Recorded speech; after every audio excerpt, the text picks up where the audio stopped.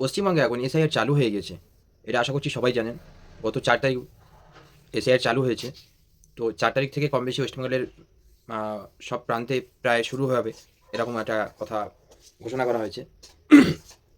তো আপনাদের যাদের ২০০২ সালে ভোটার লিস্টে নেই বা অনেকের আছে বা যাদের নেই, তারা কি করবেন? অনেকের বাড়িতে আ অনেক ব্যক্তি আছে এখনো যারা বাড়িতে নেই, কাজের সূত্রে বাইরে আছে। কিন্তু আপনারা ভয় পাবেন না। আপনারা কোনো রকমে ভয় পাবেন না। তার বিকল্প ব্যবস্থাও সিস্টেমেও দিয়ে রেখেছে। আপনাদের বাড়ি, বাড়ি এখন বিএলও অফিসার নিজেই যাবেন, ফর্ম দেবেন এবং কীভাবে ফিল আপ করবেন। মানে যাদের নেই তাদের জন্য কথাটা বলা হচ্ছে। যাদের ২০০২ সালের লিস্টের নাম নেই, তাদের নাম কীভাবে এন্ট্রি হবে? এসআইআর কীভাবে ফুল ফর্ম ফিল আপ করবেন? তার জন্য দেখতে থাকুন আমার ভিডিওটি এবং ভিডিওটি অবশ্যই সেভ করে নিন। আগত দিনে অবশ্যই আপনার কাজে লাগবে।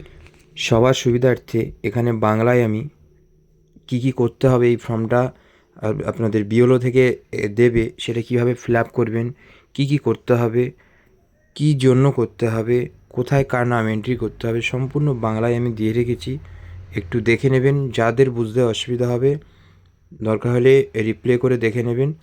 আশা করছি সবার কাজে লাগবে। ভালো থাকবেন। তো আশা করছি আমার ভিডিওটি দেখে আপনাদের অবশ্যই অনেক কাজে লাগবে।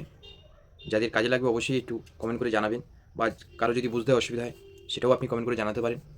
কোনো রকম কোনো সমস্যা হলে কমেন্ট করে জানাতে পারেন। চেষ্টা করব তার রেসপন্স বা উত্তর দেওয়ার।